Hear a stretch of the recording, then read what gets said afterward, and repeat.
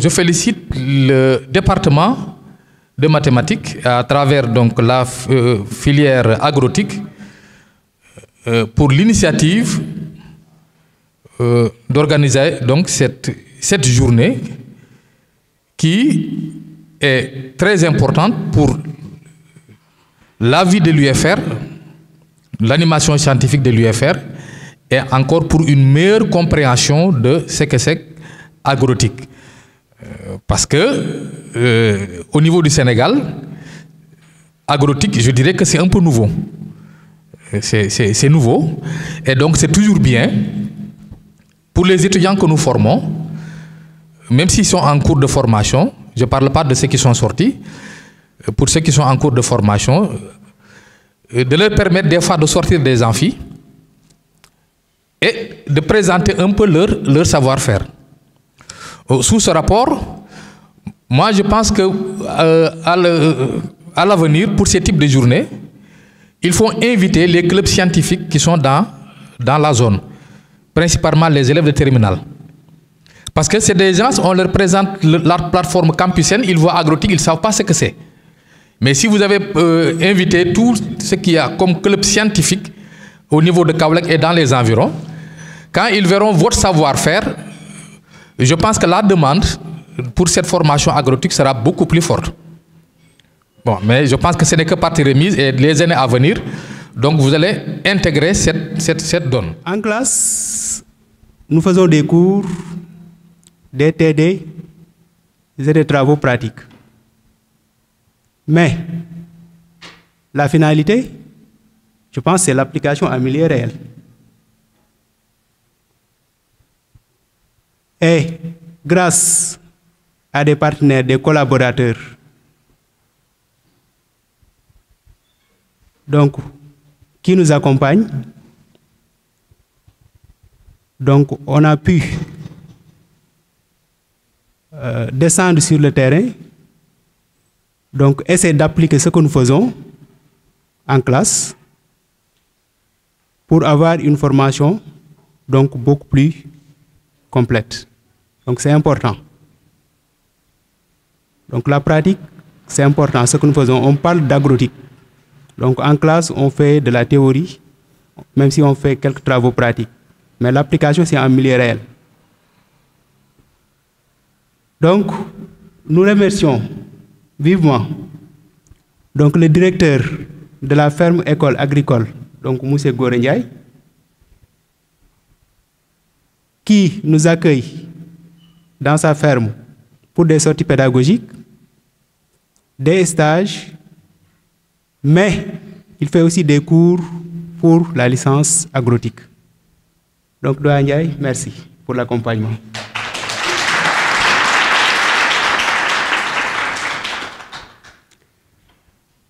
Nous remercions aussi vivement M. Boireau, qui, malgré un emploi du temps chargé, a tenu à venir participer, partager avec nous son expérience donc, pour cette journée. Merci, M. Boireau.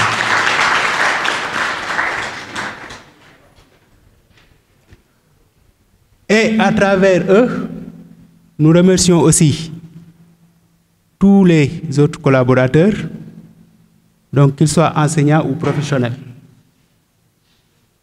Parce qu'il y a beaucoup de gens qui s'impliquent donc dans nos formations.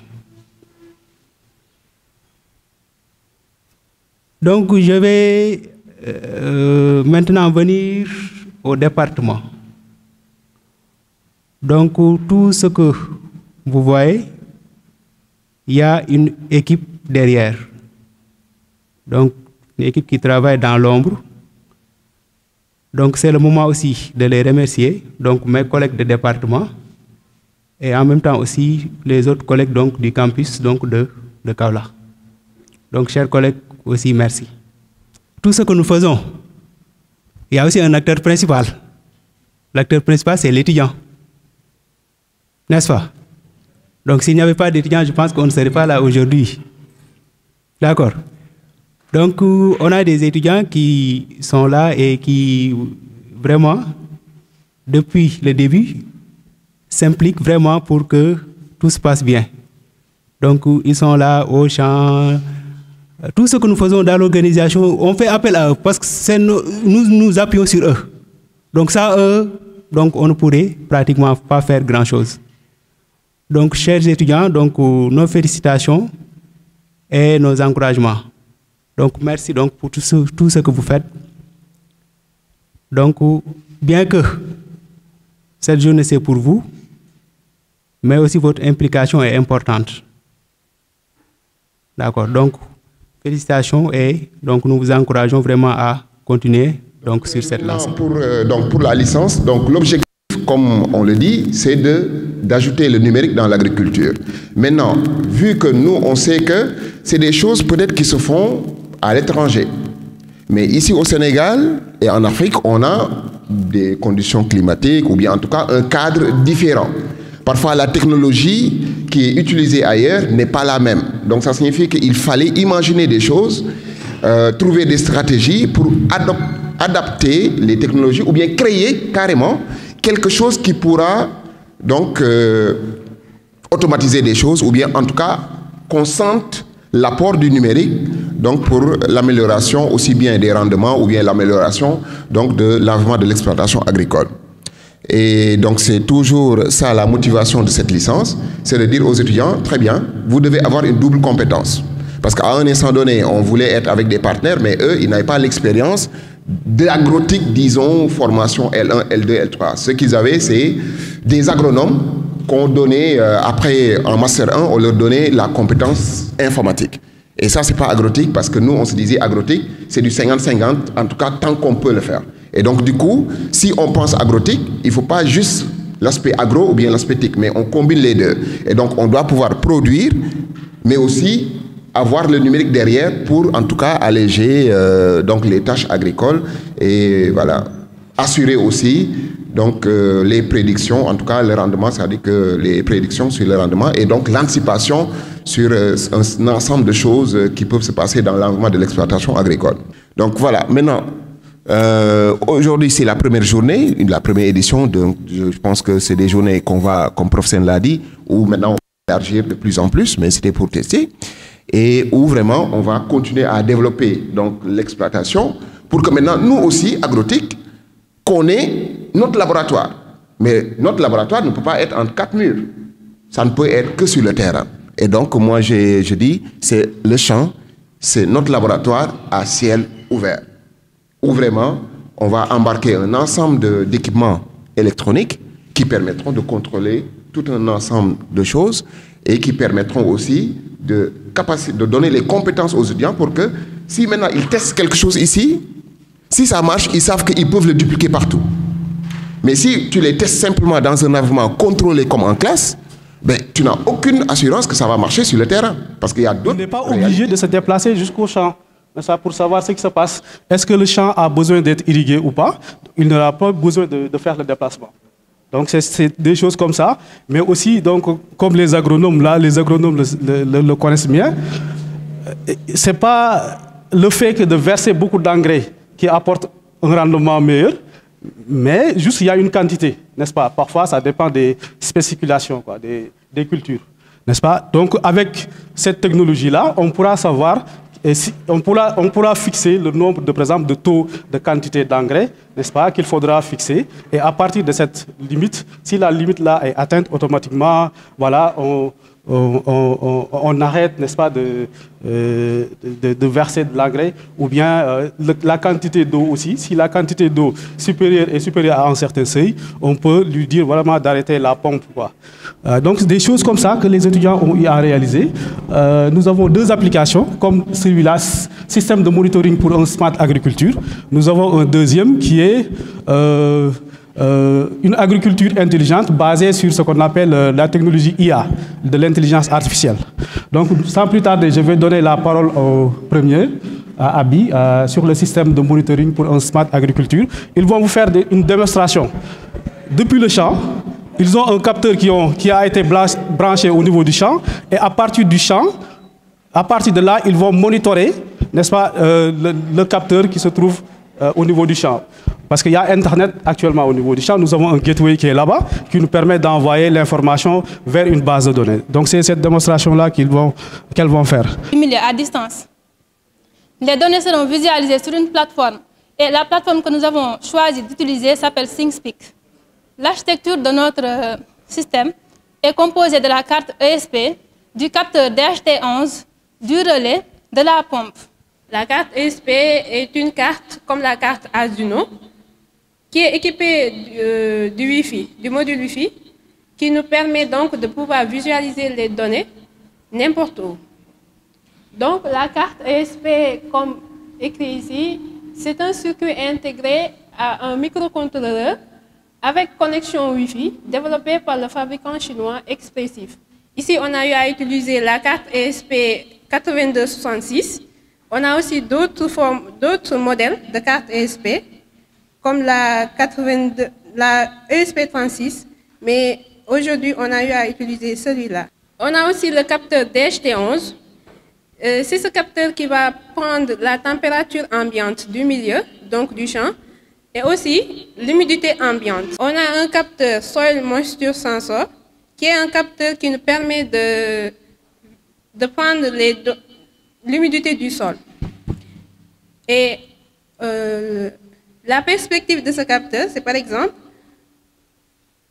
quand le sol a un niveau d'humidité qui est faible, quand le sol est sec, on peut relier ce capteur directement à une pompe pour pouvoir s'activer automatiquement et arroser la plante sans l'intervention humaine.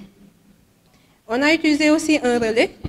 Le relais, c'est un équipement qui nous permet de relier deux équipements de nature différente. Ou bien, par exemple, la carte ESP est aussi un équipement réel.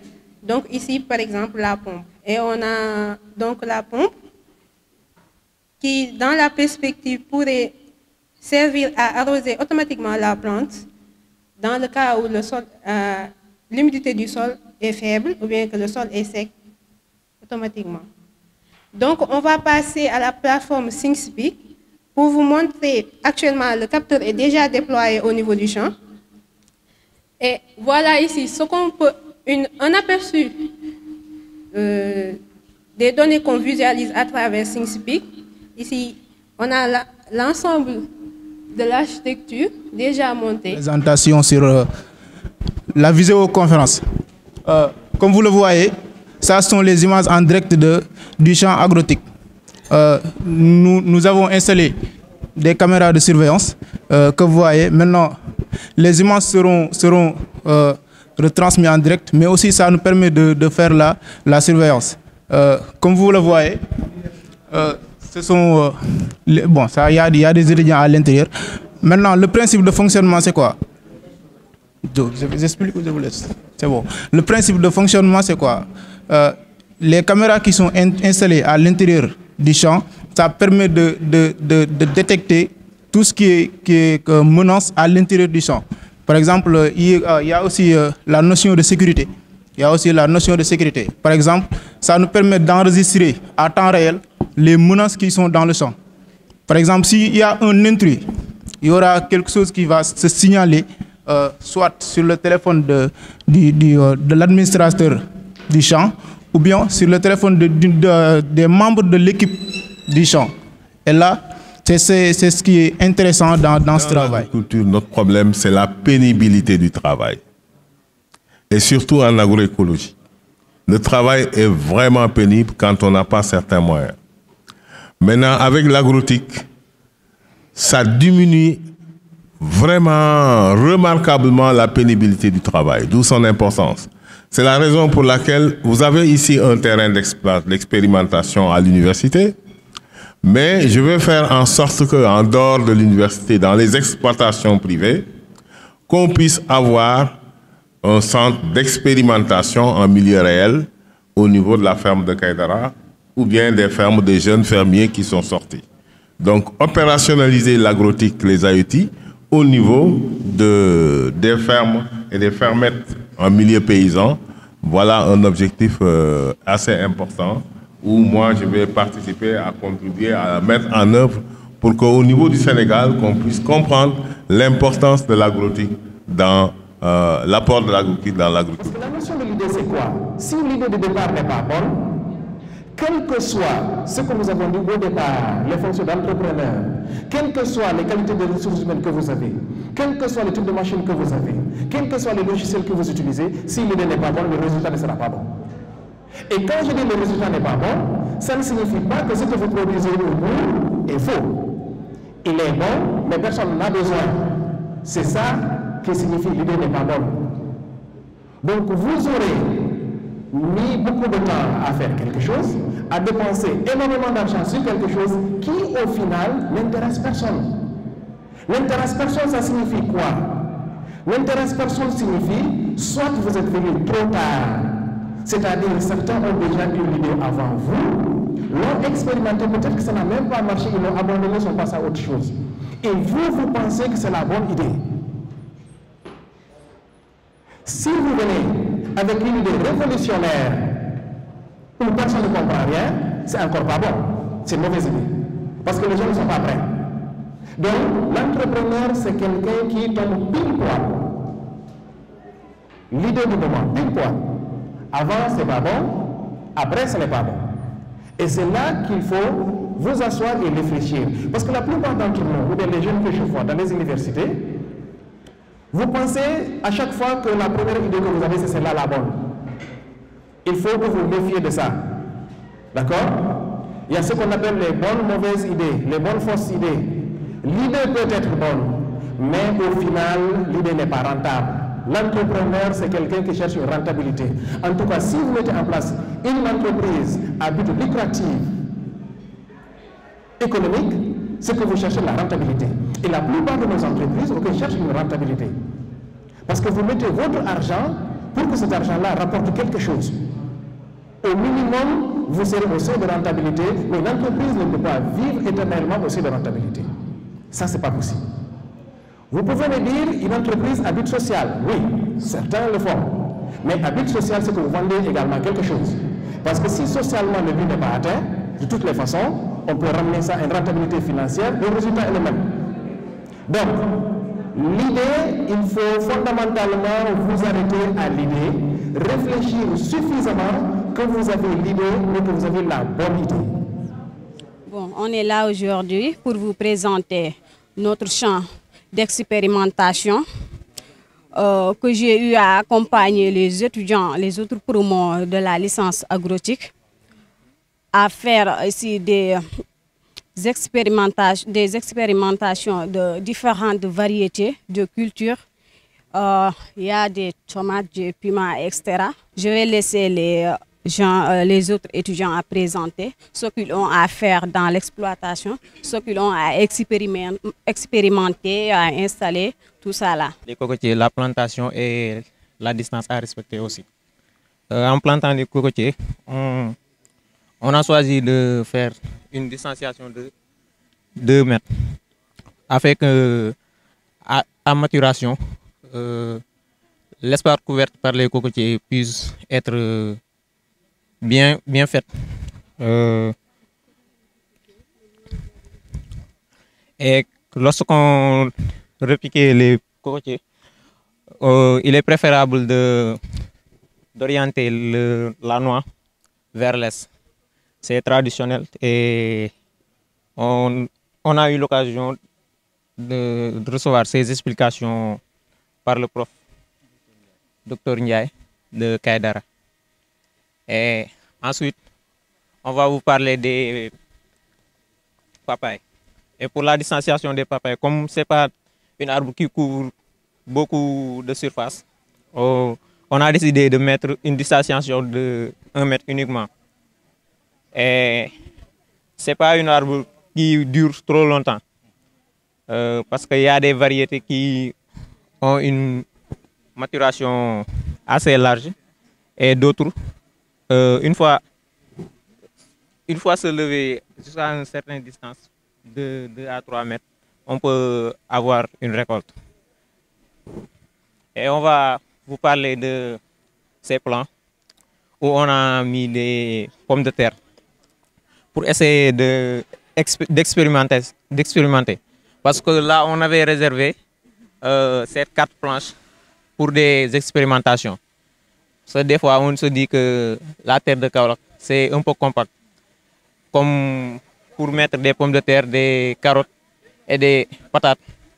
Quand on les met, on n'arrive pas à avoir de la récolte.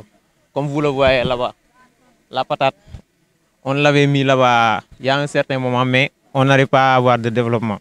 C'est la raison pour laquelle on a cherché des pailles d'arachide et de la fumée, on a creusé jusqu'à avoir une certaine profondeur où on a mis des pommes de terre. C'est là. Ils ne sont pas encore développés parce que là où on l'a pas mis ici longtemps. Et comme vous le savez aussi, on a décidé de mettre ici des bissap comme ça pour gérer l'allée, un peu décorer quoi. Comme ces genres de plantations n'ont pas besoin d'assez d'eau, et c'est la raison pour laquelle on a décidé de les mettre sur les aléas. Ce qu'on utilise pour fonctionner notre système d'irrigation goutte à goutte, on a une vanne. Si on l'ouvre, le système se démarre. Voici les thés. On a utilisé des thés pour que ça fonctionne vers. Regarde, ça c'est les thés. C'est les thés de délivrance. Ça fait continuer l'eau et les passer dans les autres espaces. Vous le voyez, c'est les thés. On l'a utilisé jusqu'au serre pour que ce système fonctionne très bien. C'est une serre artisanale qu'on a fait. Bon, c'est juste pour expérimenter. Parce que vu qu'ici à Kaolack, la chaleur, c'est extrêmement chaud ici. Bon, on a juste fait pour diminuer le taux de chaleur, en même temps de limiter les insectes, parce qu'on fait une agriculture biologie, écologie, vu qu'on n'utilise pas les produits chimiques. En même temps, cette serre-là va nous permettre de limiter la pénétration de certains insectes et aussi de diminuer la température ambiante. Mais aussi, ça va nous permettre de contrôler l'humidité de certaines plantes parce qu'on a fait une technique hors sol en utilisant du compost et de la coque d'arachide. Ça, c'est des tomates, mais c'est une forme indéterminée. Ça produit continuellement. Là-bas, on a du poivron. Ici, c'est des papayes. C'est une solution d'hydroponie.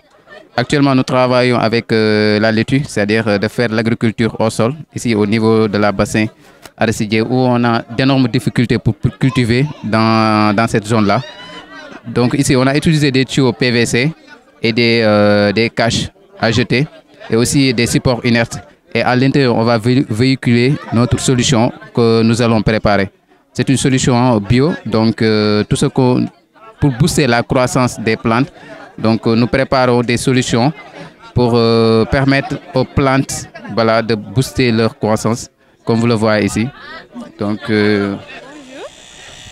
Donc on est là pour présenter le dispositif dont on parlait tout à l'heure. Ici c'est un dispositif avec un moteur qui nous permet de remplir le réservoir lorsqu'il est vide automatiquement et d'éteindre automatiquement. C'est ce moteur qui pompe l'eau qui vient du robinet qui est là-bas. Et l'eau est ce moteur lui-même, il va pomper l'eau pour l'amener au niveau du réservoir.